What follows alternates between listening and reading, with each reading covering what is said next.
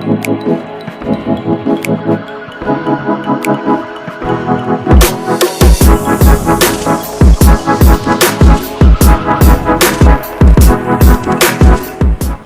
baik, bismillahirrahmanirrahim. Assalamualaikum warahmatullahi wabarakatuh. Kembali lagi bersama Mr. Haris. Oke anak-anak, sebelum belajar mari kita mulai pembelajaran kali ini dengan membaca doa terlebih dahulu. Bismillahirrahmanirrahim. Rabbi zidni ilman warzuqni fahman. Ya Allah, tambahkanlah ilmuku dan tingkatkanlah kecerdasanku. Amin. Oke baik anak-anak, semoga hari ini dalam keadaan sehat-sehat semua ya. Oke baik, untuk materi sekarang yaitu kelas 3 SD mengenai gerak dasar renang. Nah, mari kita mulai. Seperti apa sih gerak dasar renang? Namun sebelumnya Mister akan jelaskan terlebih dahulu pengertian renang. Jadi renang itu adalah upaya untuk menggerakkan atau mengapungkan atau mengangkat semua bagian tubuh ke atas permukaan air. Selanjutnya, tempat renang. Nah, di sini terdapat banyak sekali tempat yang bisa dilakukan untuk berenang. Yang pertama, kolam renang, sudah jelas ya. Yang kedua yaitu sungai, yang ketiga pantai, dan yang terakhir danau. Nah, semua tempat ini bisa digunakan untuk renang karena inti dari renang adalah dilakukan di air. Nah, intinya di antara 4 tempat renang ini yang paling aman adalah kolam renang. Kenapa Mister? Karena di sungai, di pantai, di danau itu tempat renangnya sangat berbahaya. Di sungai itu ditakutkan arusnya besar ya, dan terdapat banyak bebatuan-bebatuan dan juga licin, itu berbahaya ya. Kemudian di pantai sudah jelas banyak ombak, takutnya kita masih belajar renang kita terbawa arus ombak. Kemudian di danau itu biasanya kedalamannya sangat dalam sekali, ditakutkan kita tidak bisa berenang, nanti tenggelam ya. Itu tempat-tempat berbahaya. Namun yang paling aman yaitu di kolam renang. Nah, hanya saja jika kita mau belajar renang, lakukan dulu di kolam renang yang dangkal, jadi tidak terlalu dalam.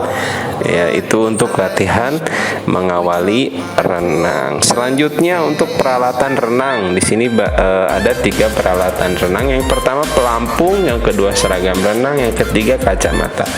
Nah, pelampung ini berbagai macam jenisnya ya. Ada yang menggunakan ban, balon, ataupun alat lain yang intinya bisa membantu kita mengapung di air ya. Kemudian seragam renang. Nah, ini bisa untuk laki-laki, untuk perempuan, untuk anak-anak, adapun yang berhijab seperti itu. Kemudian dibantu juga dengan kacamata supaya kita ketika di dalam air bisa melihat ya suasana di dalam air. Jadi air tidak masuk ke mata karena ada penutupnya di bagian mata seperti itu. Inilah alat-alat renang. Selanjutnya mengenai teknik dasar renang. Yang pertama kita harus tahu cara meluncur. Setelah itu cara mengapung, kemudian cara bernapas, yang terakhir adalah koordinasi. Nah, untuk meluncur ini dan mengapung ini tergantung bagaimana gaya renang yang kita lakukan. Karena di antara renang ini terdapat banyak sekali gaya renang. Nanti Mister akan jelaskan. Yang pertama ini untuk meluncur dulu. Jadi meluncur ini adalah gerak pertama ketika akan melakukan renang. Itu namanya meluncur ya, dari daratan menuju ke air.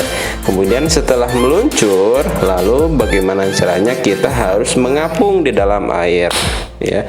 Nah, setelah itu pernapasan. Untuk melatih pernapasan ini bisa dilakukan di air yang dangkal terlebih dahulu ya. Jangan langsung di air yang dalam, nanti takutnya kita salah melakukan gerakannya, nanti pernapasannya tidak teratur. Nah, untuk bernapas di dalam renang untuk gaya bebas ini dihirup atau diambil udara melalui mulut dan dikeluarkan melalui hidung ya, jangan kebalik ya. Jadi ngambil nafasnya melalui mulut, dikeluarkan melalui hidung. Berbeda dengan gaya yang lain, gaya punggung misalkan. Karena gaya punggung itu kita menghadap ke atas, jadi pernapasannya masih bisa berjalan terus karena di atas permukaan air. Nah, koordinasi.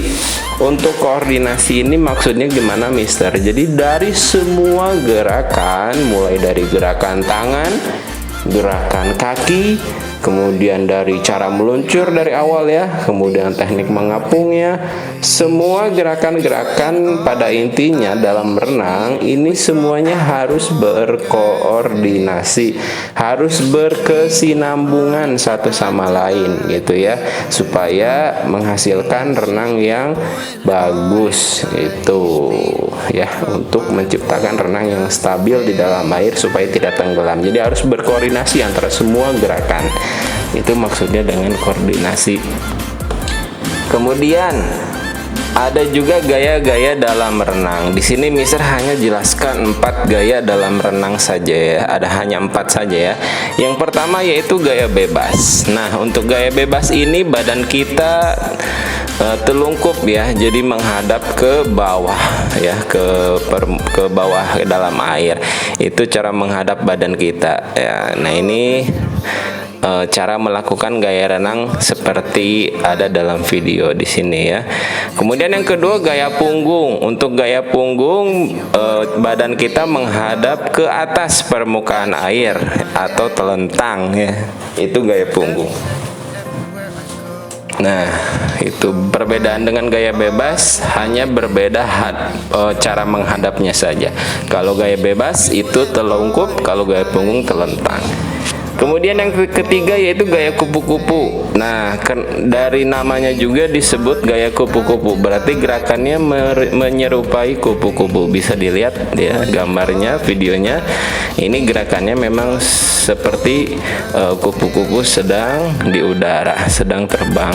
Nah, yang terakhir adalah gaya dada. Nah, ini cara melakukan gaya dada. Jadi dominan dengan tekanan dada ya, dan dibantu dengan dorongan lecutan kaki sama tangan seperti itu. Ini ada 4 gaya renang. Mister ulangi: gaya bebas, gaya punggung, gaya kupu-kupu, dan terakhir gaya dada. Nah, itulah mengenai gerak dasar renang. Materinya sudah selesai. Nanti silahkan kerjakan worksheetnya yang sudah Mister bagikan. Semua jawabannya ada di dalam video ini ya. Selamat mengerjakan. Nanti kalau sudah langsung report ke Mister atau nanti kumpulkan pada waktunya.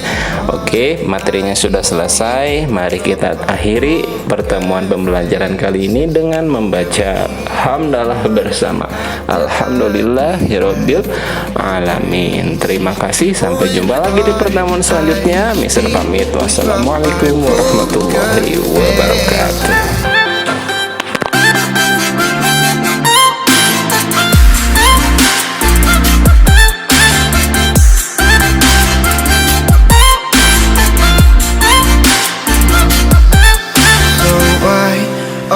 We hiding in these crowded places, 'cause when our eyes meet, we drop our poker faces.